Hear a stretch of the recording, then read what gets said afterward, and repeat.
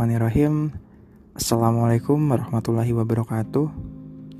Alhamdulillah, pertama-tama marilah kita panjatkan rasa puji dan syukur kita atas kehadirat Allah Subhanahu wa Ta'ala, yang karena rahmat serta hidayahnya kita masih diberi kesempatan untuk terus belajar mengenai agama Islam. Kedua kalinya, sholawat serta salam semoga tetap tercurah limpahkan kepada Nabi Muhammad SAW yang telah membawa kita dari zaman kegelapan menuju zaman yang terang benderang, yakni agama Islam.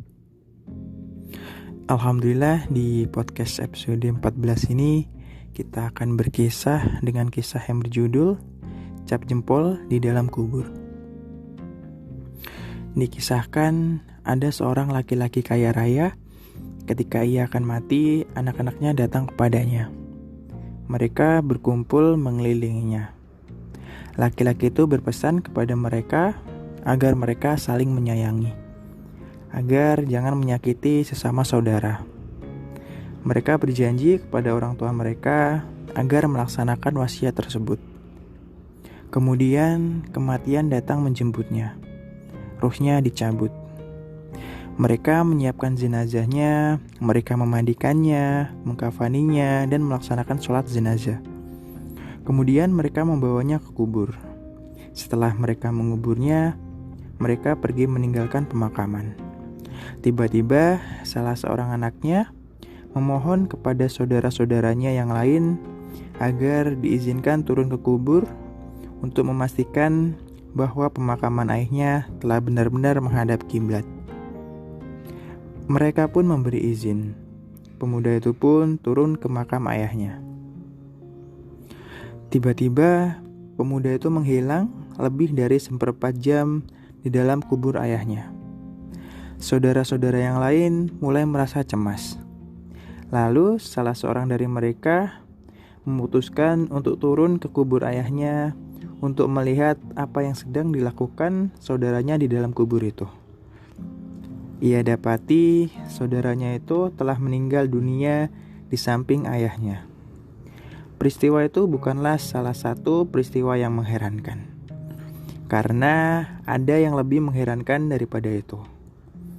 Ternyata pemuda itu telah melepas kain kafan ayahnya, kemudian mengeluarkan salah satu tangan ayahnya dari kain kafan untuk mengambil cap jempol ayahnya untuk digunakan dalam surat perjanjian jual beli bangunan harta milik ayahnya itu. Pemuda itu turun ke makam ayahnya untuk mendapatkan bangunan yang dimiliki oleh ayahnya. Dalam satu kantongnya ditemukan tinta, dan dalam kantong yang lain ditemukan akad jual beli. Ia turun ke kubur ayahnya, kemudian ia melepas kain kafan, lalu ia tarik jari ayahnya dan ia letakkan ke bantalan tinta. Kemudian jari ayahnya itu ia tempelkan ke surat perjanjian jual beli salah satu bangunan milik ayahnya.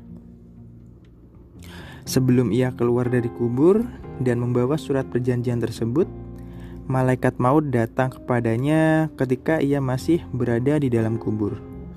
Kemudian malaikat maut melemparkannya sebagai mayat di samping ayahnya. Tidak ada daya dan upaya kecuali dengan kekuatan Allah yang Maha Tinggi dan Maha Agung. Cap jempol di dalam kubur, judul yang aneh, akan tetapi kisahnya lebih aneh. Sebagaimana yang saya nyatakan, kisah teraneh yang pernah kami dengar, bahkan yang pernah kita saksikan sehari-hari, bahkan pada setiap saat. Pada hari ketika hati nurani telah rusak, hati telah mati, banyak manusia menjauh dari ketaatan kepada Allah yang Maha mengetahui segala yang gaib. Hal yang lebih terpikat kepada dunia sehingga melupakan surga yang luasnya seluas langit dan bumi yang telah dipersiapkan Allah untuk hamba-hambanya yang soleh. Ketika ia berfirman, sebagaimana yang disebutkan dalam kitab Sahih Al-Bukhari dan Sahih Muslim, Aku persiapkan untuk hamba-hambaku yang soleh di dalam surga sesuatu yang tidak pernah dilihat mata, tidak pernah didengar telinga, dan tidak pernah terlintas di hati manusia. Wassalamualaikum warahmatullahi wabarakatuh.